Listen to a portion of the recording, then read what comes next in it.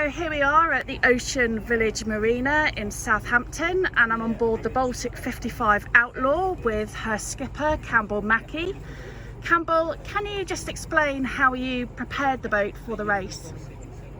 Well, it's quite a long story, I guess, similar to everybody else. We bought the boat sight unseen in 2021 in America. Eventually got to see it in February of 22, and then started the refit in May 22. Nearly 12 months in a boatyard in upstate New York. We had the keel off, the mast out, completely gutted the inside, new wiring, huge amount of work done, and we eventually exited America in May this year. And had the crew, when you left, had the crew kind of met each other, sailed before? Or was this the kind of maiden voyage for you all? This was the maiden voyage. I was the only person who knew everybody. But some of the crew knew one another, but quite a lot didn't. So it was quite a stressful business leaving Newport on a boat we really hadn't sailed with a whole bunch of people that hadn't sailed together. And how do you kind of bring about the team dynamics and bond the crew together? Well, in many ways it just seemed to happen. I think if you choose good people who know how to sail, but above all have the mental resilience to be able to deal with life at sea for long periods of time, they all seem to know intuitively that it's important for teamwork, and it was very rewarding to watch how that all unfolded as we left America, because I think we were all quite stressed. It had been a very hectic period in Newport in the 5 or 6 days before we left. And people just got on with it. I didn't have to do anything particular to make people work together. They just, I guess if I can claim any credit, I think I chose well. And your crew is kind of a very diverse mix of people, lots of different age ranges. How have you kind of worked with them so they gel together? Well, they all do have different skill sets.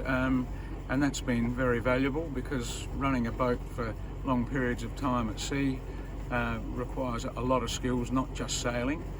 The age range was from 23 through to 73. I don't know who the 73-year-old is, but we'll come around to that later, no doubt. We chose a distribution of skills and age groups through the watches to get balance into that, and then Rinza, the mate, and myself, one of us is always on watch. We might be in the nav station, or we might be on deck helping what's going on. But yeah, it just happened by osmosis, really. I didn't have to. I think getting the right combinations is important. If you've got the right people, the rest just flows. And you mentioned 73-year-old. That, of course, is yourself, and you're the oldest person taking part in the Ocean Globe race. People will probably make quite a bit of that. What's kind of your take? I think I've said this before. I just feel fortunate. There are a lot of my peers who, well, some of them are already left their mortal coil. Others are in all sorts of levels of health decline. So far, so good for me. This will be my last shot at something like this. It's my one and only. It's a pretty big thing for me and my family. I'm just fortunate that I'm physically fit enough to do it. And what inspired you to take part in the Ocean Globe race? Well, I got interested in sailing, and probably deep water sailing, sort of vicariously reading books when I was a kid, living in a country town, about the square riggers that used to sail from actually South Australia, the state I come from, back to Europe, and they were doing that up until the last grain race in 1949, when they loaded bagged grain in Port Victoria in the Spencer Gulf of South Australia, 100 days to Falmouth. So there are 2 Gustav Eriksson boats in that, Palmier and Passat. So I have a lot in common with Tapio. He's the other end of this story. And then a couple of years later, the family moved to a place called Port Lincoln, which also saw a lot of square riggers coming into it for grain in the 30s and so forth. And I met people there who had actually sailed on those boats. And then my father bought me a little dinghy, and the rest is history. But the ocean racing, that's another part of the story, something completely unexpected for me.